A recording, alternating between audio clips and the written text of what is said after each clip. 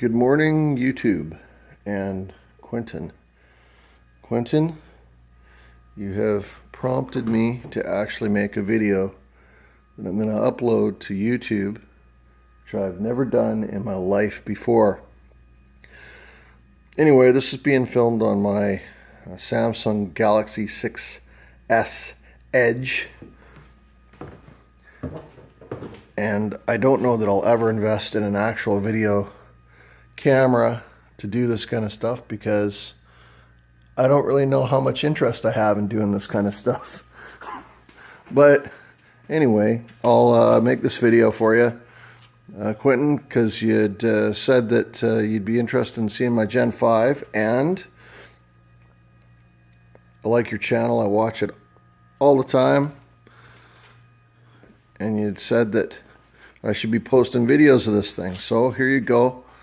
This is the Gen 5. It's 2013 Viper Gen 5 GTS. And I love it.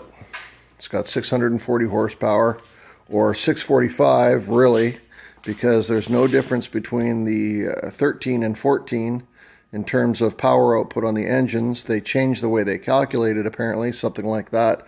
So the 14s, they list as 645. The 13s, they list as 640. And there's absolutely no difference. So I always say 640, but whatever. It's got 600 foot-pounds of torque, so it's just a monster. This over here is my Aprilia RSV4RF that I bought this last August, which I absolutely love as well. It is the best motorcycle I've ever owned. It's 201 horsepower and very light, very quick. All the latest gadgetry, not quite all the latest gadgetry, I should say. No cruise control. No auto blipping downshifts on this one. I think this year's model for 2017 will come out with that. And a new TFT display, etc. But I don't really need all those bells and whistles. I grew up in the era where there was no traction control, there was no wheelie control. That was what your wrist was for. I've ridden bikes since I was 6, and I started out on a Mini 50cc bike, and then I went up to CR80, and then other various bikes, dirt bikes, etc. I've had GSXRs, I've had ZX7s, I've had CBRs, I've owned them all. I've had Ducatis.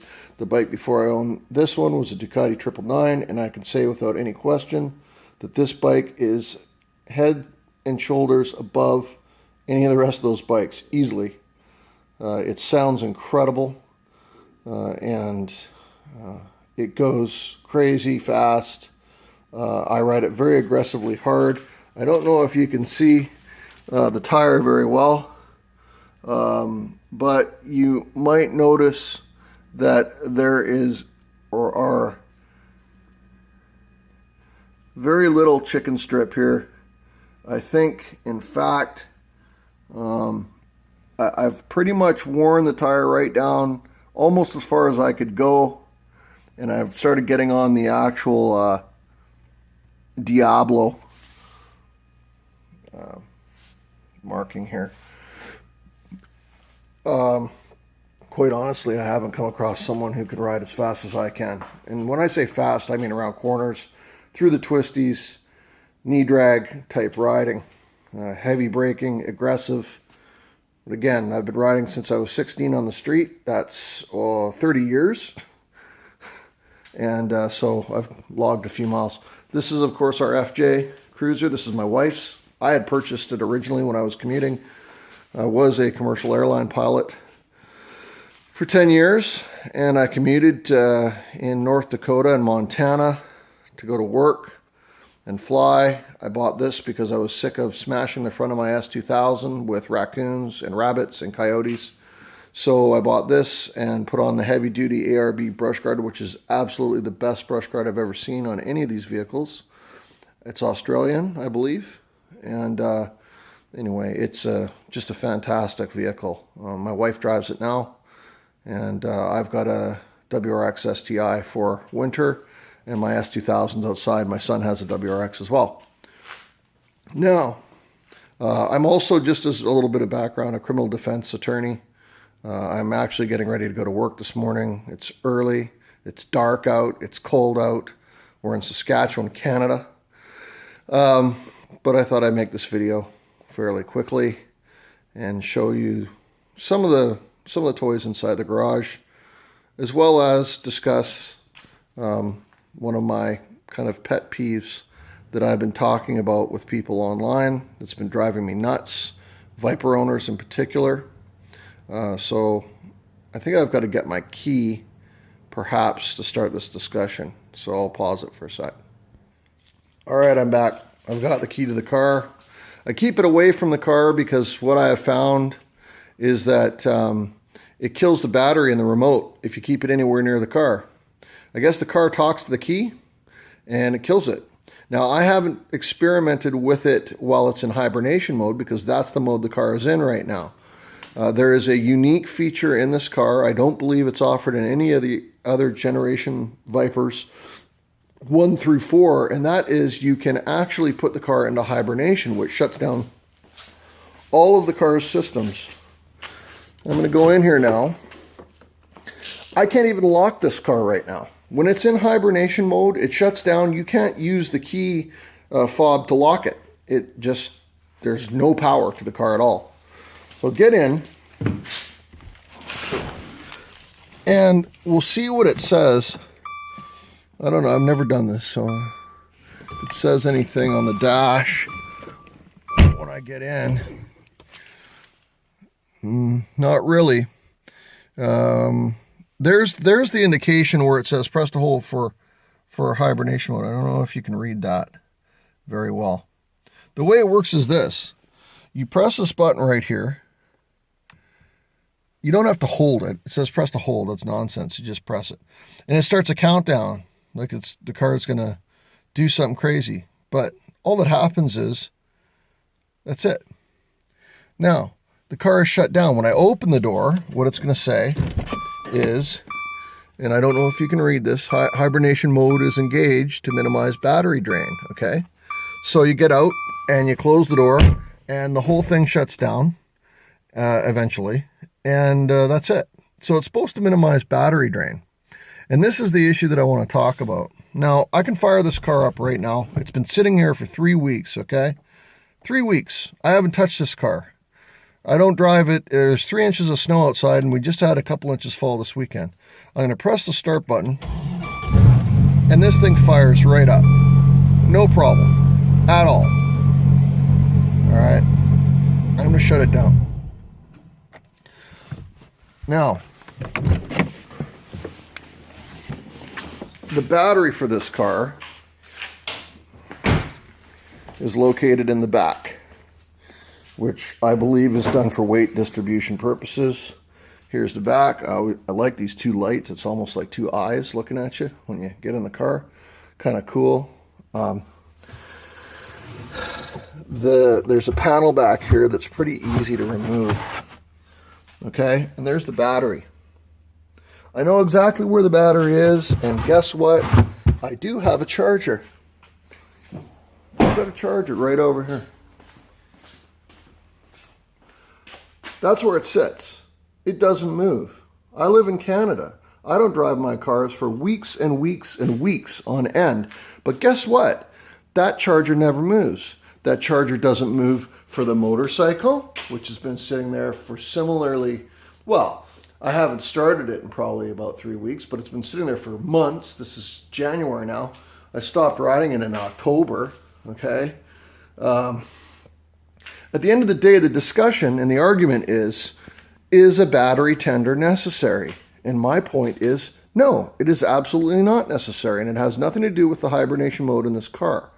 A battery tender is not necessary on a vehicle that is not drawing electrical current from the battery, okay?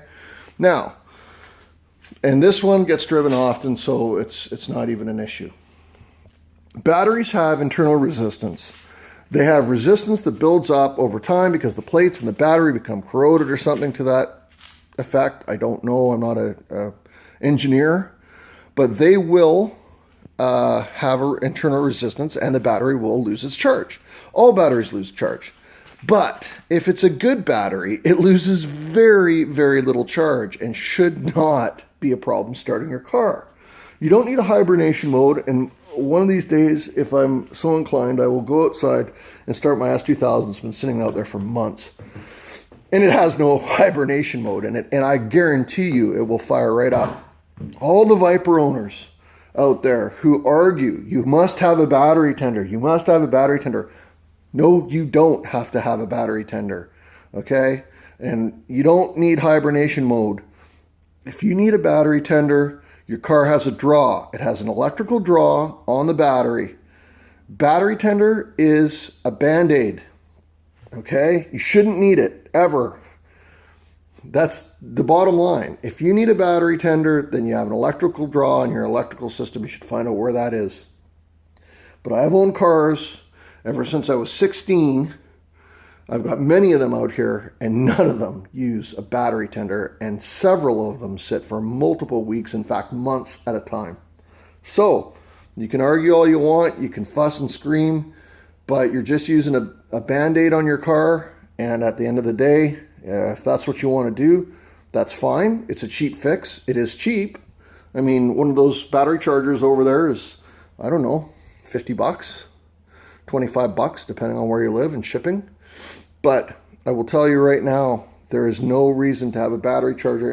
And the other thing that I try and say to people is, listen, are battery tenders standard issue on any vehicle on this planet? No, they're not. Well, that's not true. When I say any vehicle, I mean mass-produced Econoboxes, Toyotas, Hondas, all that. That's what I'm referring to. No, they're not. There are tens of millions of people driving vehicles around this world, and many people let those cars sit for months on end. Do you think that the owner of a Toyota Corolla or Camry has a battery tender? No, they don't. They don't need one. My Honda doesn't need one. It's outside that door right there. So, no, and they aren't flying off the shelves. You know why? Because you shouldn't need it. All right. Anyway, that's enough of my rant about that. I might do more videos. I don't know, Quentin, if you want to see more and more issues that I'd like to discuss, more quirks about this car that I find interesting, that I've had to deal with, like the alarm going off on its own, which was a unique issue that I can talk to people about, and I solved it. I do a lot of mechanic work. In fact, I dropped the transmission and engine on my S2000 right there where that FJ is about a month and a half ago, and replaced the clutch. You got to drop the engine in the S2000 3 inches to allow the transmission bell housing to clear, to pull it out, to get in, to get the clutch done. So it's quite a job. I did it. I do a lot of mechanic work. In fact, I do all the mechanical work on all the vehicles that I own, oil changes, you name it, unless it's internal. If it's an internal job beyond a clutch change, and internal, I mean beyond valve adjustments, because I do valve adjustments. I mean actual replacement of pistons, things like that. I'm not doing that. In fact, if that's necessary, I'll probably buy a new vehicle, buy a new engine. All right. So there you go, Quentin. I made a video for you. I hope you like it. And I'll keep watching, man. I love your channel. Cheers.